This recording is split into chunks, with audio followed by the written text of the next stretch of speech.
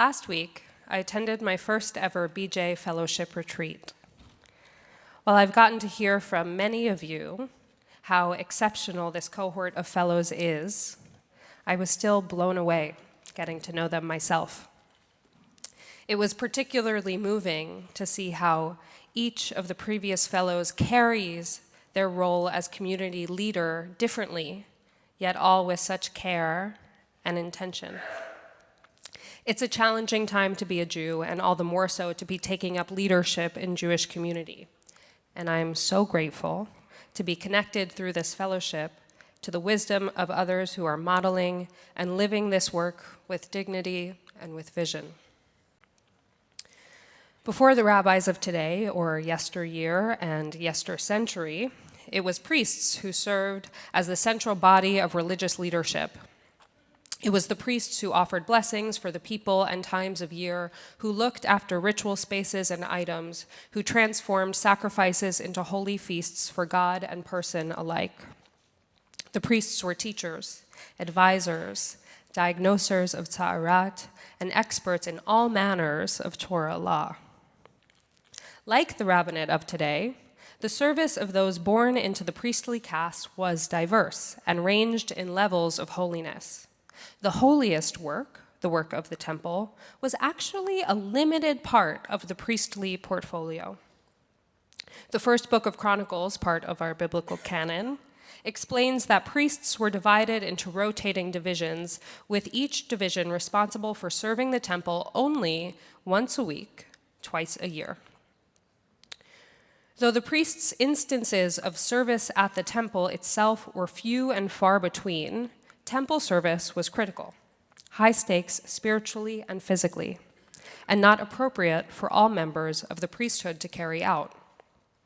This week's Parashat, Emor, lays out all the requirements that priests must meet in order to carry out temple service. In the 21st chapter of Leviticus, God instructs Moses that no priest who has a defect shall be qualified to offer the food of his God.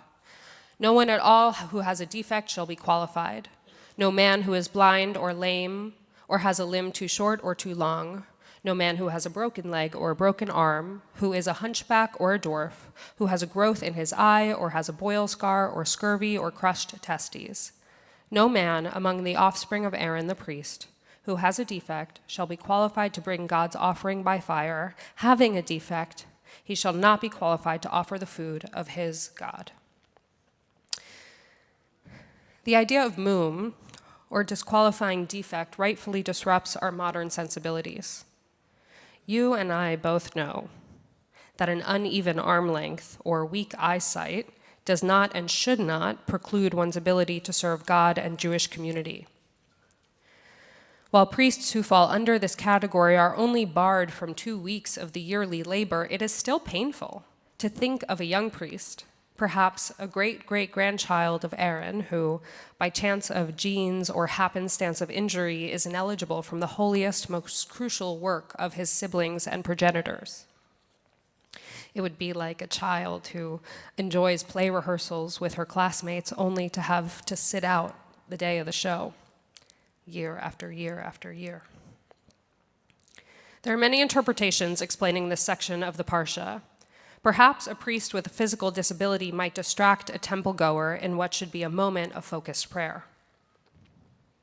Perhaps it is so the priests appear to the people less like mortals and more like angelic beings. The rabbinic tradition also hints at a third possibility, having nothing to do with how the community perceives their leadership at all, but rather how the priests perceive one another. Mishnah Bechorot adds to the list of physical attributes that can disqualify a priest from temple service. According to the Mishnah, priests should also have a certain head shape, skin tone, spine curvature. They may only sport certain hairstyles, and their eyebrows can't be too long or protruding. Exactly. The Gemara questions these attributes, asking, Manahane mile, from where do we derive that these physical traits are required for priestly service alongside those specified in Torah? Rabbi Yochanan responds, pointing to the language of verse 21 in our section of Leviticus. which refers to the priests as Zera Aharon HaKohen, offspring of Aaron the Cohen. He interprets the use of this expression to indicate that all priests must be physically identifiable as kin of Aaron, who supposedly possessed such qualities. That is, they should all look how Aaron looked. They should all look like one another. Rabbi Yochanan's teaching suggests that limiting physical requirements of the priesthood functions not as a way to demote those with difference, but rather as assurance that the priests who were carefully performing the sacrifices before God and community could see themselves in the other, recognize each other distinctly as kin, so that in the moment of the year, while dealing with bloody, messy matters of life and death, of sustenance, of gratitude, and of sin, each priest would sense that he was a reflection of the other, feel connected like part of a unified whole. A 2022 study puts this theory to the test. It asked evaluators to rate participants' trustworthiness while using state-of-the-art eye tracking and facial recognition technology to measure the resemblance between the participants and evaluators. Researchers found that the more a subject resembled their evaluator, the more trustworthy they were found to be. And this study may only confirm what we already know from our own experiences of shared likeness. I know what my mom is thinking when she purses her lips in a certain way, because she and I have the same face. And I know what I'm thinking when I purse my lips in that same certain way. I understand her because I see myself in her. There's something about the ability to see yourself in someone else that is a shortcut. It helps us bypass our impulse of distrust and caution so that we can operate on our sharpest plane. Now, distrust of people who look different from us can be, and has been, extremely dangerous.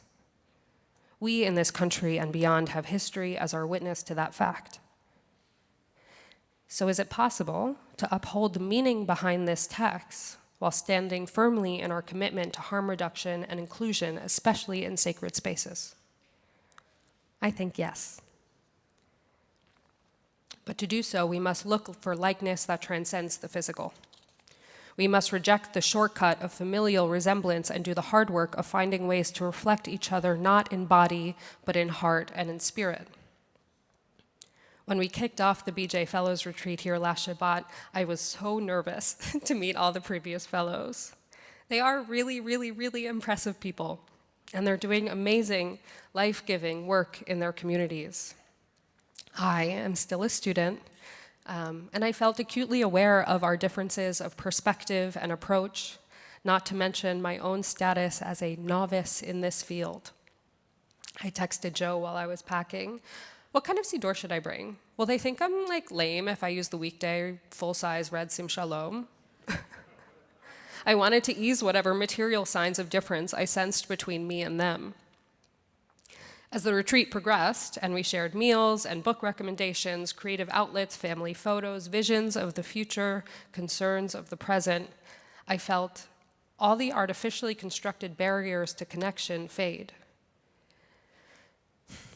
It was not a matter of being like another in any physical or material way, but rather likening ourselves to the other.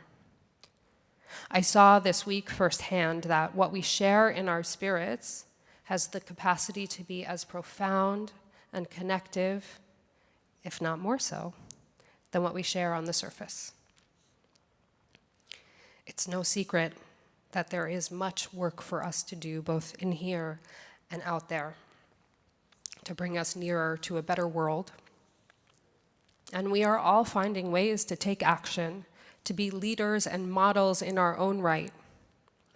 The positive impact of those efforts is deepened when we succeed to carry them out in the context of spiritual likeness, when we overcome cosmetic barriers and see each other clearly as reflections, as holy reflections, differently expressed.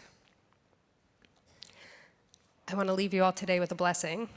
It's one that Rambam suggests when encountering a person with unique physical attribute. I've never used this blessing. I've never felt like it was an appropriate moment to use it, but it feels appropriate when attached to this parsha. Baruch atah Adonai Eloheinu melech haolam, mishaneh et habriot. Blessed are you, Adonai, our God, sovereign of eternal universe, who diversifies creation. Amen. Shabbat shalom.